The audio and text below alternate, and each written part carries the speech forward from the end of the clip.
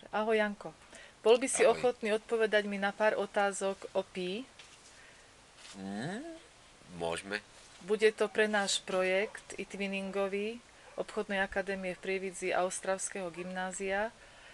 Vlastne ešte sa ťa aj musím opýtať, či si ochotný alebo súhlasíš s tým, aby sme zverejnili túto videoanketu na stránkach nášho projektu. Súhlasím. Ďakujem. Takže ideme na otázky. Prvá otázka, čo je pí? Pi je písmeno gréckej abecedy. Môže byť, dobre.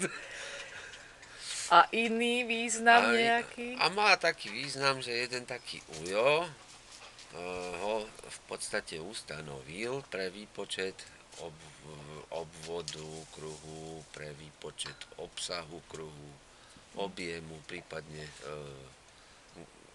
gule Áno, k tomu a sa tak, tiež ešte dostaneme. a tak podobne.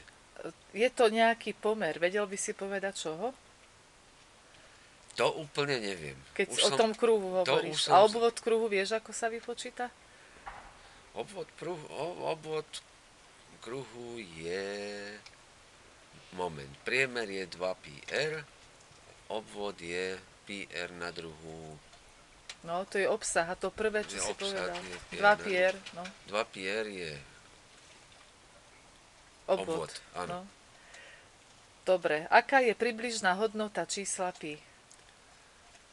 Úplne presnú neviem, ale je to 3,14, 1, 9, 2, 8 No, tak to je a už... perfektne. To už nám neviem stačí viacej. aj tie dve miesta, keď povieš desatine. Kto a kedy zistil relatívne túto presnú hodnotu čísla pi? No, kedy, to som zaskočený, to už som zabudol.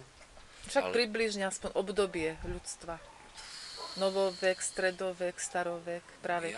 Ja si myslím, že to bolo v podstate, no, teoreticky by sa dalo povedať, že už v staroveku, ale ten ujo, Ale v neviem, staroveku dobre na to ideš. neviem, A ten ujo by mohol odkiaľ byť. pochádzal, ale volal sa možno Rudolf, len jeho učiteľ alebo jeho ostatní nevedeli povedať R, tak mu hovorili, že Ludolf. Ja. Dobre, aj môže byť.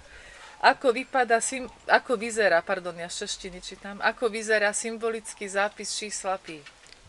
Symbolický zápis, alebo Áno, ako iba ho jeho napíšeš? tvar písmena. Tvar písmena, áno. Tvar písmena vyzerá skoro ako ruské P, Výborne.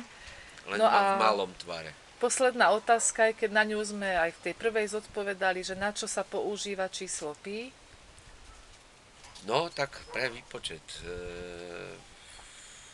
objemu, obvodu, obsahu, teda plochy, kruhov a proste aj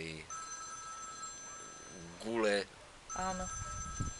V podstate všetko, Valca. čo súvisí s okrúhlym prierezom. Výborne, ďakujem za odpovede a teším sa na stretnutie ďalšie.